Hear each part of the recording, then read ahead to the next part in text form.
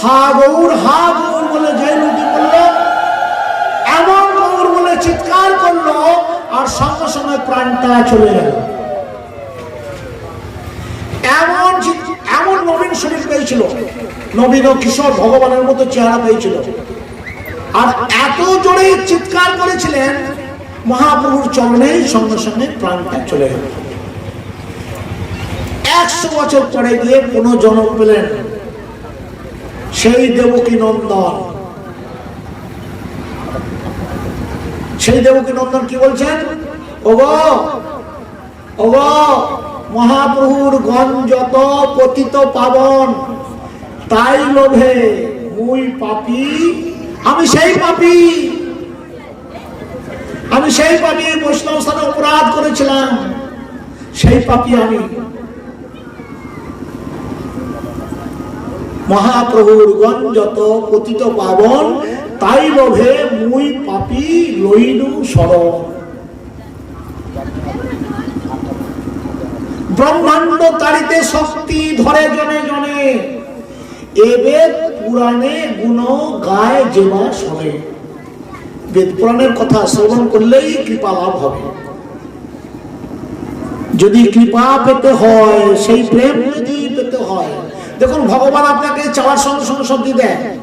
ভগবান বলছেন আমার কাছে যা কিছু চায় চাওয়ার সঙ্গে সঙ্গে আমি দিয়ে দিই, একটা জিনিস দিই না।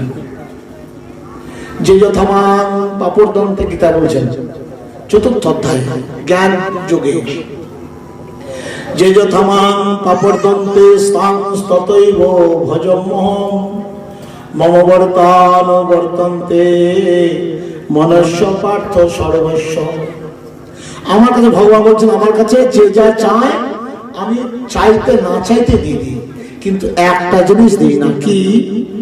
চিরকাল নাহি করি প্রেম ভক্তি দান, ভক্তি বিনা জীবের কভু নাহি অবস্থান।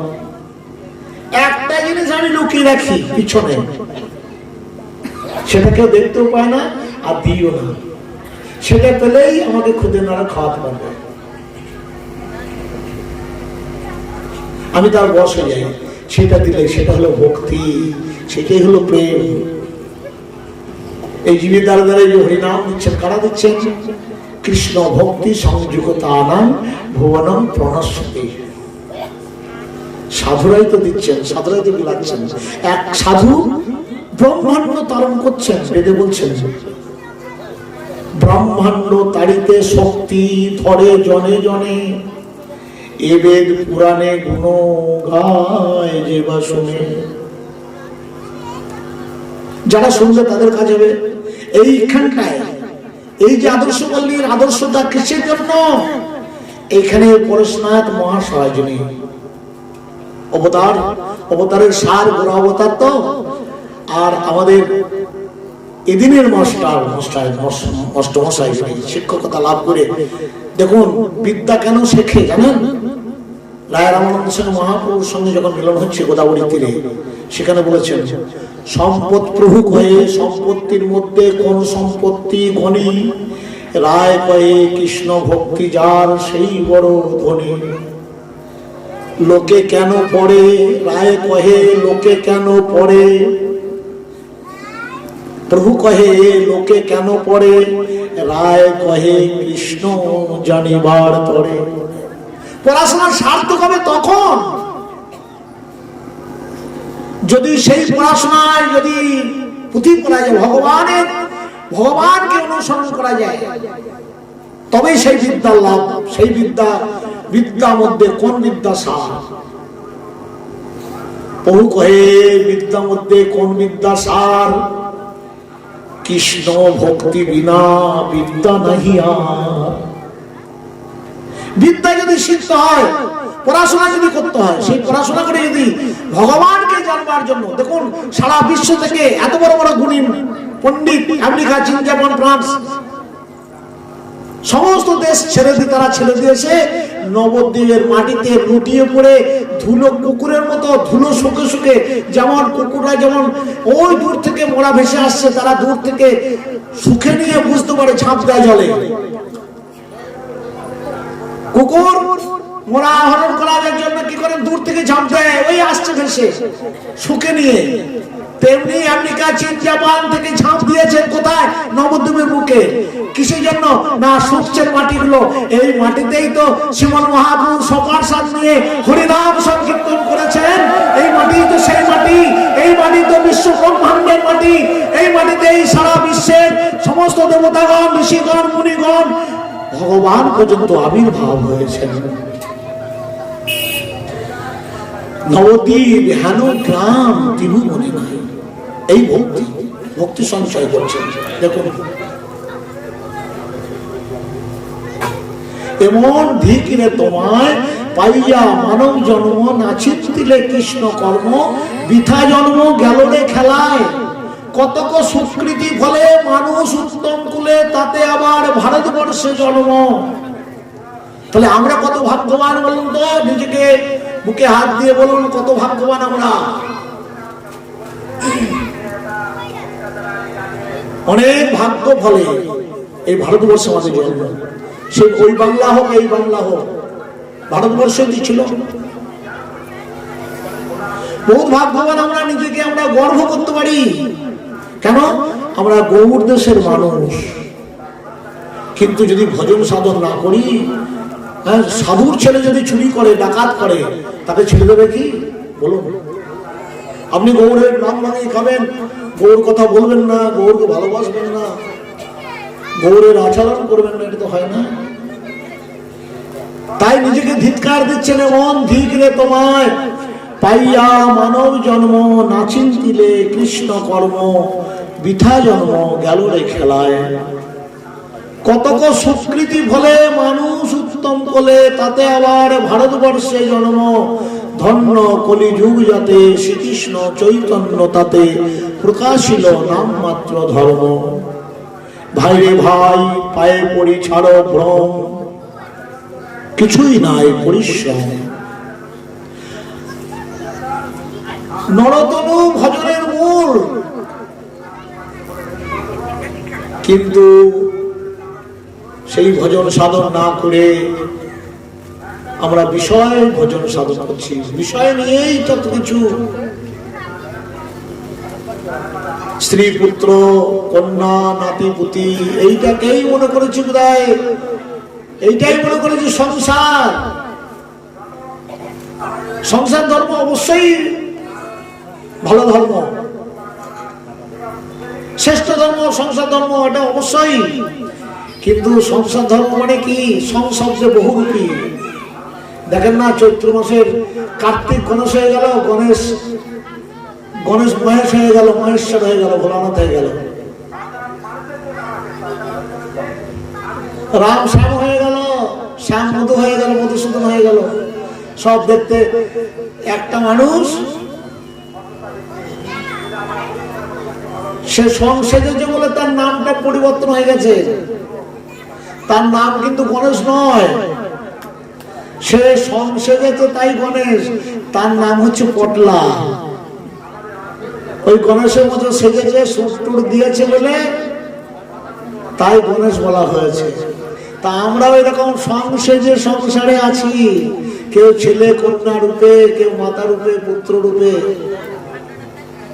কিন্তু যখন খোলসটা ছেড়ে দেব, আবার তখন সব নিজে নিজের স্বরূপটা জেগে উঠবে, যে সর্বনাশ, এ তো ছেড়ে চলে গেল, আমাদের সবাইকে ছেড়ে চলে গেল, সকলের চোখে ফাঁকে দিয়ে চলে গেল।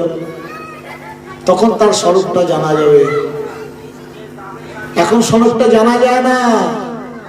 যতক্ষণ পর্যন্ত অভিমান না যায়, স্বরূপ দেখা যায় না। আপনার মধ্যেই ভগবান বিরাজমান, দেখতে পাচ্ছি না কেন? পণ্ডিত হলেই কিন্তু সবকিছু হয় না। এখানে বলেছেন, ভাগবতে বললেন, ওরে কলিঘর তিমিরে, এটা কলিকাল, কলিঘর তিমিরে গোরাসল যোগজন, ধর্ম কর্ম বহুদূর। এই যুগে ধর্ম কর্ম বহুদূর। অসাধনে চিন্তামণি, বিধি মিলা বলো আনি, গোড়া বড় দয়ার ঠাকুর। ভাইরে ভাই, গোড়া গুলো কখনো না যায়। কত চতুরানন, কত শত আনন, কত চতুরানন, তার ওর নাহি পায়। গোড়াকে গোড়া চিনবার, গোড়াকে পাণ্ডিত্য দিয়ে পাওয়া যায় না, অভিমান দিয়ে পাওয়া যায় না, জ্ঞান দিয়ে পাওয়া যায় না, বই মুখস্থ করে, গ্রন্থ মুখস্থ করে পাওয়া যায় না। চারি বেদ সরদর্শন যদি করে অধ্যয়ন, অধ্যয়ন মানে মুখস্থ করা। চার বেদ জানেন তো, ঋক্সাম, যজুর, অথর্ব। আবার চারটে বেদকে 8 ভাগে ভাগ করা হয়েছে, এক একটা বেদকে। জ্যোতিষ বেদ, আয়ুর্বেদ, বেদতত্ত্ব, জ্ঞানতত্ত্ব, ভক্তিতত্ত্ব, রসতত্ত্ব, এরকম করে সব ভাগ করেছেন এক একটা করে। তো ওই বেদ মধ্যেই আপনার যদি 4টে বেদ পড়েন, 2-1টা জন্ম লেগে যাবে। চারি বেদ সরদর্শন, 18 পুরাণ, 14 শাস্ত্র, এক পুরাণ 2 পুরাণ পড়তেই আপনার জীবন কেটে যাবে। চারি বেদ সরদর্শন যদি করে অধ্যয়ন, সে যদি গৌরাঙ্গ নাই ভজে। মুখস্থ করেছেন আপনি, বুঝলাম, এটা একমাত্র মহাপ্রভুর পক্ষে সম্ভব ছিল। সর্বভৌম পণ্ডিত তিনিও বলছেন আমি পারিনি। যিনি স্বয়ং বৃহস্পতি, যিনি স্বয়ং সরস্বতী মহাপ্রভুর কাছে যে হেরে গেছেন, স্বয়ং সরস্বতী কেশব কাশ্মীর কণ্ঠস্থ, হৃদয়স্থ, কণ্ঠস্থ, নিমাইকে হারাতে এসেছেন, বিশ্ব ব্রহ্মাণ্ড হারিয়ে এসে নবদ্বীপে এসে পরাজয় হলেন, থরথর করে কাঁপছে, কত সৈন্য সমস্ত নিয়ে এসছে, সর্বনাশ, মুখ দেখাতে পারছেন না। এই ভেবেছিল প্রথমে এই সামান্য বালক আমার সঙ্গে লড়বে, এই একটা বালক নিছক, সে আমার সঙ্গে পাণ্ডিত্যে, নিছক বালক, বোঝে না, জানে না আমার শাস্ত্রটা কতটা, আমি কতটা জলে আছি আমি, এটা জানে না, ভেবেছিলেন কেশব কাশ্মীর। কিন্তু যখন পরাস্ত হয়ে গেলেন, একটা মাত্র সুরধ্বনি স্তব করতে বসেছিলেন, স্তবয়তে অচলা সাগর, সুরধ্বনি পতিতে পাবনি নামকান্তি, এই একটা শ্লোকে বলেছিলেন, জলের মতো বলে দিয়েছিল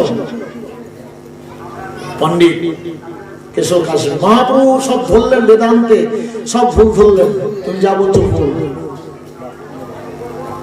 মহাপ্রভু যেই বলেছেন ভুল, একবারে কম্পমান হয়ে গেল, সর্বনাশ, আমি কোথায় আছি, এবার বেদান্ত তুমি বিচার করো।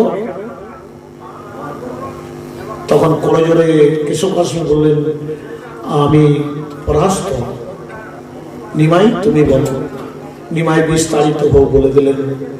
হাজার হাজার সৈন্য সমর্থ নিয়ে এসছেন, হাতি ঘোড়া নিয়ে এসছেন, পালকি নিয়ে এসেছেন, আর মুখ দেখাতে পারছেন না, সবাই মাথা নিচু হয়ে গেল, থরথর করে কাঁপছেন, করজোরে দাঁড়িয়ে গেলেন, করজোরে কাঁপছেন, বলতে পারছেন না, তাহলে আমার এখন কি করণীয়, আমি তখন পরাজয় তো হয়েই গেছে, দেশে ফিরে যাবো ঘুরে, আর তো আমার কিছু করার নেই। নদিয়াবাসীরা বলছে, ওগো কেশব কাশ্মীর, তুমি এখনো বুঝতে পারছো না কার কোথায় এসেছো, কোথায় এসেছো? পাণ্ডিত্য সব ছাড়ো, জঞ্জাল। পণ্ডিতকে বলছেন নদিয়াবাসীরা, ওহে পণ্ডিত, পাণ্ডিত্য ছাড়ো, এখন এসব জঞ্জাল, চারিবেদ সরদর্শন মুখস্থ করেছো তো, অধ্যয়ন করেছো তো, সব জঞ্জাল, এসব ত্যাগ করো, এসব অনুমান। পাণ্ডিত্য হয় শুধুই জঞ্জাল, এখন চৈতন্য ভজ সকাল সকাল। যা করেছো বাপু এখন, হ্যাঁ। আর যেই বলেছেন উনি সঙ্গে সঙ্গে কেশব কাশ্মীর শিবন মহাপ্রভুর চরণে পড়ে গেলেন। সেই গৌর, যদি গৌর না হতো কেমনে হতো, কেমনে ধরিতাম দে শ্রীরাধার মহিমা রস সিন্ধু সীমা। জগতে জানাতো কে জানাতো। আমরা কোথায় পেতাম এসব নামযজ্ঞ, এসব মহাপ্রভু ভোগ আরাধনা প্রসাদ পাওয়া কোথায় পেতাম? ওই গৌর কাছ থেকে পেয়েছি সব। সেই জন্যেই আমাদের এই গৌর নিতাই নিয়েই তো কীর্তন হবে, যে রাধা কৃষ্ণ নাম হবে হরে কৃষ্ণ, ওই রাধা কৃষ্ণ, ওই যুগল নাম, ওই নাম আর নামই অভেদ। এই নামেই আমাদের সব ত্রাণ হবে গো, এই নামেই উদ্ধার হবে। চারি বেদ, শুধু বেদ মুখস্থ করলেই ভগবানকে পাওয়া যাবে না। সেই নামটা কিভাবে করতে হয়? নামটা একটু নিষ্ঠা করে করতে হয়। নামে রুচি জীবে দয়া, যে নাম সেই কৃষ্ণ ভজ নিষ্ঠা করি, নামের সহিত আছেন আপনি শ্রী হরি। নাম ভজ নাম চিন্ত নাম কর সার, কলিকালে নাম বিনা গতি নাহি আর। নামের রুচি জীবে দয়া বৈষ্ণব সেবন, ইহা বিনা ধর্ম নাই সনাতন। সনাতন শিক্ষায় সনাতন স্টকে মহাপ্রভু বলছেন, দেখো এই বেশি ধর্ম নেই, কলিকালে ধর্ম যদি করতে হয়। কোন ধর্ম একালে ধর্ম করা খুব কঠিন, ধর্ম কর্ম বহু দূর। কলি ঘোর তিমির মানে হাঙর, কুমির না হাঙর, জলজন্তু বিখ্যাত হাঙর, কুমিরও খেয়ে দেয় হাঙর। কলিকাল এমন হাঙর, কলিঘর তিমিরে গোরাসল জগজন, ধর্ম কর্ম বহুদূর। যদি গোরা না ভজা হয় তাহলে কাল কুমির হা করে আছে, কাম ক্রোধ লোভ মোহাম্মদ মসজ্জ হা করে বসে আছে। এই কুমিরের হাত থেকে রেহাই পেতে গেলে, ও বাবা আমি যদি জলে না নামি তাহলে কুমির আমাকে খাবে কি করে? ও মা, তোমরা তো সংসার সাগরে আছো, জলে নয়, সাগরে আছো। কুমির কি আগে থাকে নাকি? সাগরে থাকে, সেই হাঙর সাগরে থাকে। আমরা সংসার সাগরের মধ্যে আছি। সংসার দুঃখ জলৌধ পতিতস্য কাম, ক্রোধাধী নস্করম কর কবলিকিতাস্য দুর্বাসনা নিগড়িতস্য নিরাশ্রয়স্য শ্রী চৈতন্য চন্দ্র মমদেহি পদবল্ল।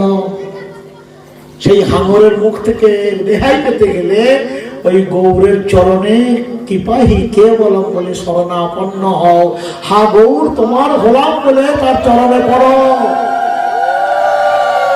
তাহলে আপনাকে স্পর্শ করতে পারবে না। ঘোড়াশলা জগজগ, ধর্ম কর্ম বহুদূর। কিন্তু এই অসাধনের চিন্তামণি সাধন করার আগেই এই চিন্তামণি গৌর এসে গেলেন। যা সাধন ছাড়া পাওয়া যায়। হরিনাম করতে গেলে তো সাধন লাগছে না, খেয়ে দিয়ে এসে বসুন না, হরিনাম করুন, হরিনাম শ্রবণ করুন, সাধন লাগছে না। সাধন মানে তপস্যা লাগছে না, একটা ডালে থাকতে হচ্ছে না, না খেয়ে থাকতে হচ্ছে তো সাধন লাগছে না। অসাধনে চিন্তামণি বিধি মিলা বলো আনি বুড়া বড় দয়ার ঠাকুর। এই হরিনাম করলেই হয়ে যায়। রায় রামানন্দ বলছেন, প্রভু গো তুমি তো নবদ্বীপে, দেখুন